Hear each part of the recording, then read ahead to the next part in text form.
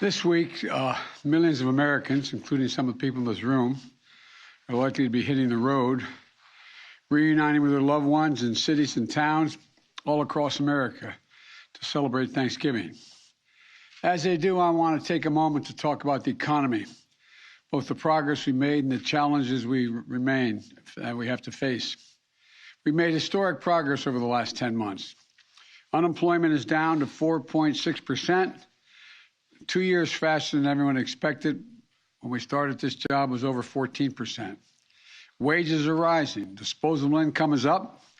More people are starting small businesses than ever before.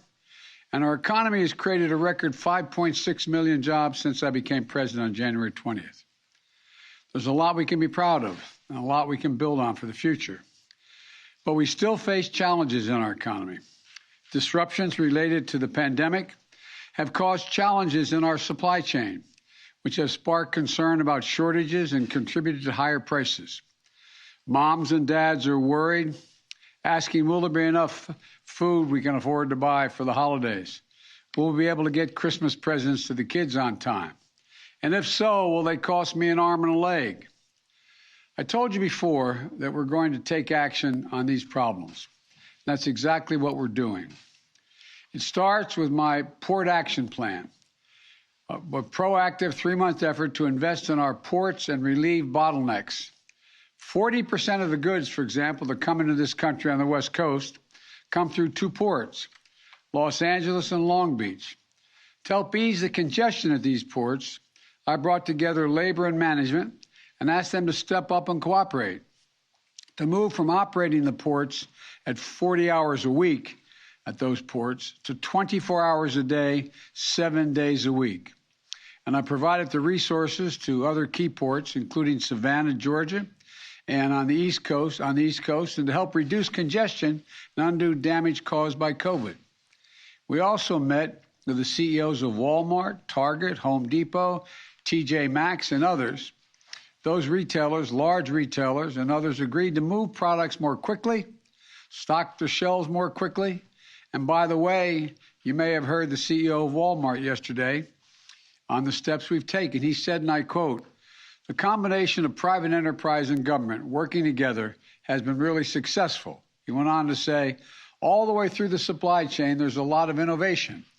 Because of the actions we've taken, things have begun to change. End of quote. In the past 3 weeks, the number of containers sitting on docks blocking movement are down by 33%. Shipping prices are down 25%.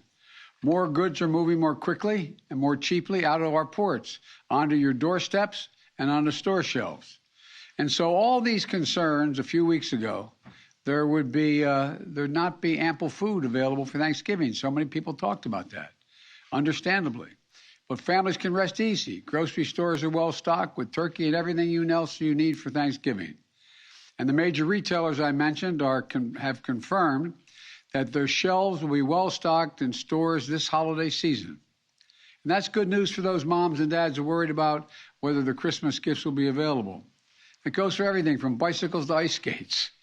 You know, today, though, I want to address another challenge that families are facing, and the one I think they're most focused on right now: high gas prices. This is a problem, not just here in the United States, but around the world. The price of gasoline has reached record levels recently in Europe and in Asia. In France, at the end of last month, it reached about $7 per gallon. In Japan, it's about $5.50 per gallon, the highest it's been in years. Of course, it's always painful when gas prices spike. Today, the price of gas in America, on average, is $3.40 a gallon. In California, it's much higher. The impact is real. But the fact is, we faced even worse spikes before. Just in the last decade, we saw it in 2012 when the price of gasoline hit $3.90. We saw it in 2014 when it hit $3.69. And as recently as 2019, we saw it surpass $3 in many places. The fact is, we always get through those spikes, but we're going to get through this one as well, and hopefully faster.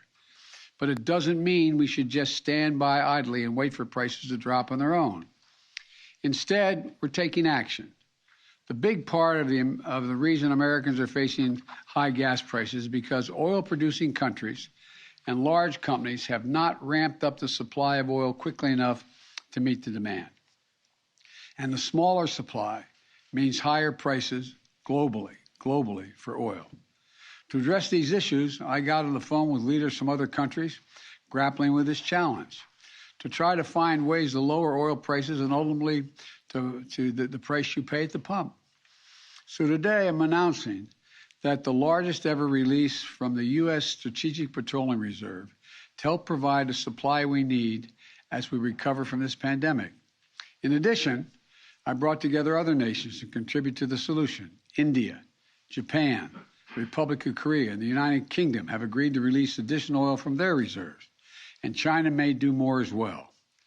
This coordinated action will help us deal with the lack of supply, which in turn helps ease prices. The bottom line, today we're launching a major effort to moderate the price of oil, an effort that will span the globe in its reach and ultimately reach your corner gas station, God willing. I've worked hard these past few weeks on calls and meetings with foreign leaders, policymakers to put together the building blocks for today's global announcement. And while our combined actions will not solve the problem of high gas prices overnight, it will make a difference. It will take time, but before long, you should see the price of gas drop where you fill up your tank. And in the longer term, we will reduce our reliance on oil as we shift to clean energy. But right now, I will do what needs to be done to reduce the price you pay at the pump. From the middle class and working families that are spending much too much and it's a strain, and you're the reason I was sent here to look out for you. There's another issue that we'll be addressing as well. Because the fact is the price of oil was already dropping prior to this announcement, and many suggest in anticipation of the announcement. The price of gasoline in the wholesale market has fallen by about 10% over the last few weeks. But the price of the pump hasn't budged a penny. In other words, gas supply companies are paying less and making a lot more. And they do not seem to be passing that on to the consumers at the pump. In fact, if the gap between wholesale and retail gas prices was in line with past averages, Americans would be paying at least 25 cents less per gallon right now, as I speak. Instead, companies are pocketing the difference as profit. That's unacceptable.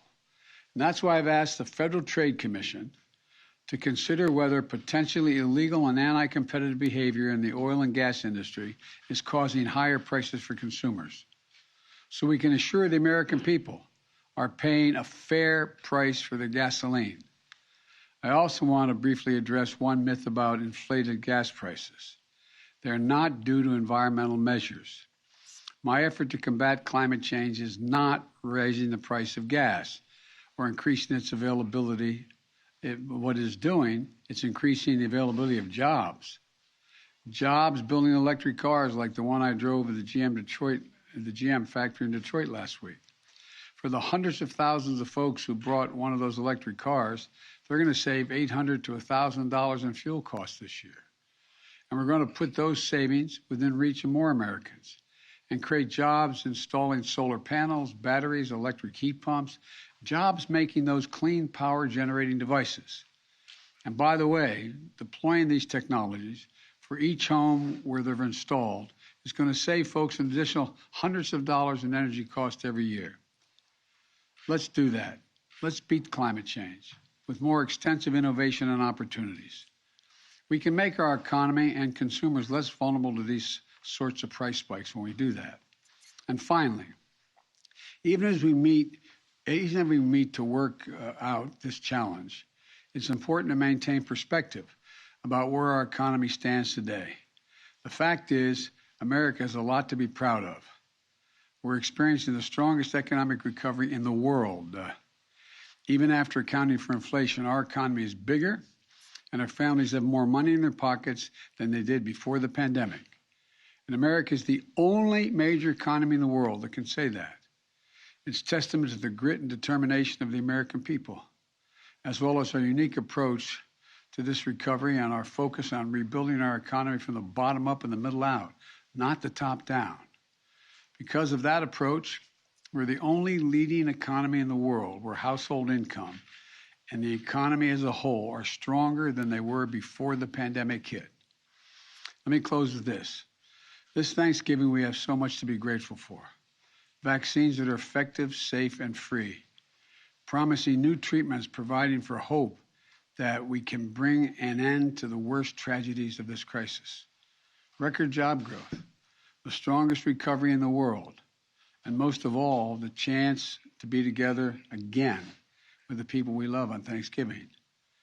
As you gather together with your family this Thanksgiving, I want you to know how grateful I am to serve as your president. And I promised you that I'll never stop working to address your family's needs. And together we're going to confront challenges that we face them, are going to face them honestly. And that we'll keep building this economy around hardworking folks who built this country. Happy Thanksgiving, God bless you, and may God protect our troops. And I'm heading to a food kitchen to serve meals right now. Thank you for your time and effort. And I'll have plenty of time to talk to you later. Thank you. Thank you. Questions about your meeting with Xi Jinping and other leaders. When will you answer our questions, sir?